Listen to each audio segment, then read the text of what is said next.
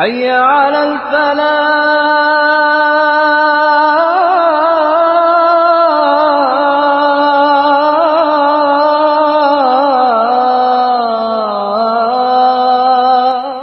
கண்ணியத்துக்குரியவர்களே, உலக ஆசை அல்லாஹ்வுடைய தூதர் வெறுத்தது.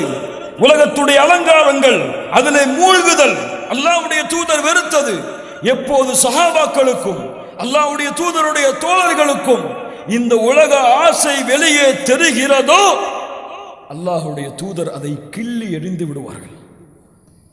இரண்டு முக்கியமான நிகழ்வுகள், வாருங்கள் பயணிப்போம் அந்த நிகழ்வுகளோடு. அல்லாஹ்வுடைய தூதருடைய மனைவிமார்கள் யார்? எம்முடைய தாய்மார்கள். எம்முடைய தாய்மார்களுக்கு ஒரு நாள் சில அல்லாஹ்வுடைய தூதருடைய சில மனைவிமார்கள், எம்முடைய தாய்மார்கள் சிலர் அல்லாஹ்வுடைய தூதரை சந்தித்தார்கள். சந்தித்து சொன்னார்கள், அல்லாஹ்வுடைய தூதரை, எங்களுக்கு நீங்கள் செலவிற்கு பணம் அதிகமாக கொடுக்க வேண்டும். என்ன சொன்னார்கள்?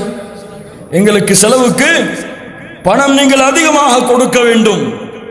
அல்லாஹ்வுடைய தூதர் ஸல்லல்லாஹு அலைஹி வஸல்லம் மௌனமாக கோபத்தோடு இருந்து விடுகிறார்கள். அல்லாஹ்வுடைய தூதர் கோபப்படுவதை அறிந்த தோழர்கள் யாருக்கு செய்தி அனுப்புகிறார்கள்? அபூபக்கர் ரலியல்லாஹு அன்ஹு, உமர் ரலியல்லாஹு அன்ஹு, இரண்டு தோழர்களும் ஓடி வருகிறார்கள். ஏன்? அந்த இரண்டு தோழருடைய மகள்களும் அல்லாஹ்வுடைய தூதருக்கு மனைவிமார்கள். உள்ளே வந்தார்கள். அல்லாஹ்வுடைய தூதர் சோகத்திலே, கவலையிலே, அல்லாஹ்வுடைய தூதரை சிரிக்க வைக்கக்கூடிய ஒரு செயலை நீங்கள் செய்ய மாட்டீர்களா? என்ன சொன்னார்கள்? அல்லாஹ்வுடைய தூதரை சிரிக்க வைக்கக்கூடிய ஒரு நிகழ்வை நீங்கள் செய்ய மாட்டீர்களா? என்ன ஆயிற்று? அல்லாஹ்வுடைய தூதரே, என் மனைவி என்னிடத்தில் இப்படி கேட்டிருந்தால்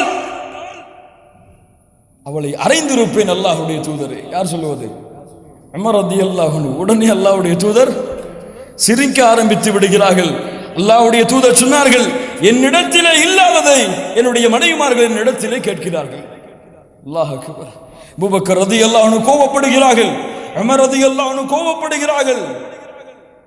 எங்களுடைய மகள்களே, அல்லாஹ்வுடைய தூதரிடத்தில் இல்லாததையா நீங்கள் கேட்கிறீர்கள்?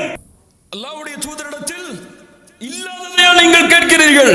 உடனே சொன்னார்கள், அல்லாஹ்வுடைய தூதரிடத்தில் இல்லாததை ஒன்றும் நாங்கள் கேட்கவில்லை. வெளியே கொடுப்பதை எங்களுக்கு அதிகமாக கொடுக்க சொல்லுங்கள்.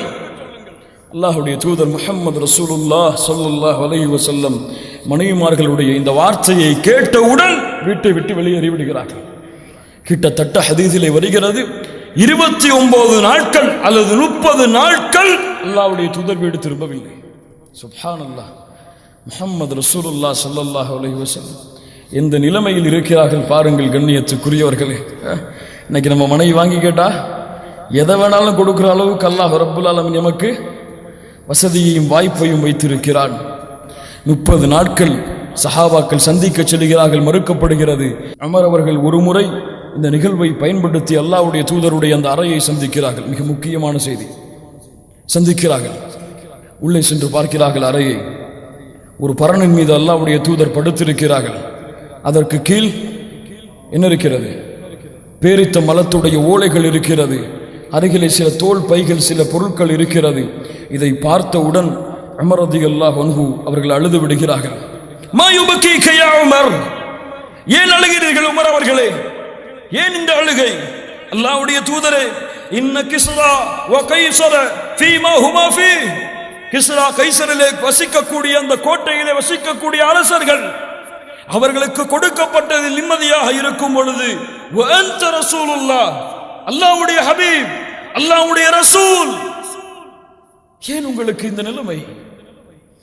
ஏன் முதுகிலே பேரித்த பலத்துடைய ஓலைகளுடைய அடையாளங்கள் முஹம்மது ரசூலுடைய முதுகிலே ஸல்லல்லாஹு அலைஹி வஸல்லம்?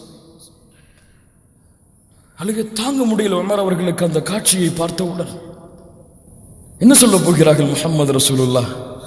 ஒவ்வொரு முஃமினும் உள்ளத்திலே எழுத வேண்டிய வார்த்தை, ஒவ்வொரு நேரமும் காஃபிர்களுடைய வாழ்க்கையை பார்த்து ஆச்சரியப்படும் பொழுது சொல்ல வேண்டிய வார்த்தை உள்ளத்திலே எழுதி இந்த வாசகத்தை மனப்பாடம் செய்யுங்கள் சொன்னார்கள். முஹம்மது ரசூலுல்லாஹ் ஸல்லல்லாஹு அலைஹி வஸல்லம், அமா தர்தா யா உமர் அன் தகூன லஹுமுத் துன்யா வலனல் ஆஹிரா அமா தர்தா யா உமர் அன் தகூன லஹுமுத் துன்யா வலனல் ஆஹிரா.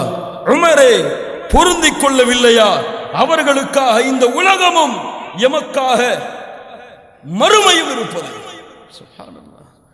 அவர்களுக்காக அமா தர்தா யா உமர் அன் தகூன லஹுமுத் துன்யா, அந்த காஃபிர்களுக்காக, அந்த முஷ்ரிக்குகளுக்காக இந்த உலகமும் எமக்காக அல்லாஹ் அலங்கரித்த மறுமையும் இருப்பதை நீங்கள் பொருந்திக் கொள்ளவில்லையா?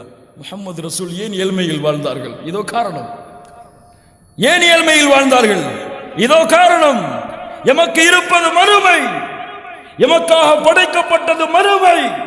இந்த உலக வாழ்க்கை நாம் சுகபோகமாக வாழ்வதற்கு படைக்கப்படவில்லை.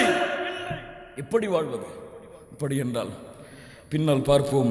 கண்ணியத்துக்குரியவர்களே, அதற்கு பிறகு அல்லாஹ் ரப்புல் ஆலமீன் வசனம் இறக்கினான். யா அய்யுஹன் நபி, நபியுடைய மனைவிமார்களே, குல், சொல்லுங்கள் நபியே, லி அஸ்வாஜிக், உங்களுடைய மனைவிமார்களிடத்திலே, யா அய்யுஹன் நபி குல் லி அஸ்வாஜிக், நபியே சொல்லுங்கள் உங்களுடைய மனைவிமார்களிடத்திலே, இன் குன்துன்ன துரிதுனல் ஹயாத்தத் துன்யா வ ஸீனதஹா, இந்த உலகமும் அதனுடைய அலங்காரமும் வேண்டுமென்றால் வாருங்கள், தலாக் கொடுக்கிறேன், அதற்கு பிறகு சில தொகைகளையும் உங்களுடைய வாழ்வாதாரத்திற்காக கொடுக்கிறேன், நீங்கள் நிம்மதியாக இருந்து கொள்ளுங்கள். சுப்ஹானல்லாஹ், சுப்ஹானல்லாஹ். வ இன் குன்துன்ன துரிதுனல்லாஹ வ ரசூலஹு வத்தாரல் ஆখিরা, அல்லாஹ்வும் அல்லாஹ்வுடைய தூதரும் மறுமையும் வேண்டுமென்றால் அப்படிப்பட்ட மூமினான பெண்களுக்கு அல்லாஹ் சிறந்த கூலியை தயாரித்து வைத்திருக்கிறார். எது வேண்டும் தேர்ந்தெடுத்துக் கொள்ளுங்கள். உலகம் வேண்டுமா? நபியுடைய மனைவிமார்களே, இதோ உங்களுக்கு உலகம், எடுத்துச் செல்லுங்கள். ஆனால் முஹம்மது ரசூல் உங்களோடு இருக்க மாட்டார்கள்.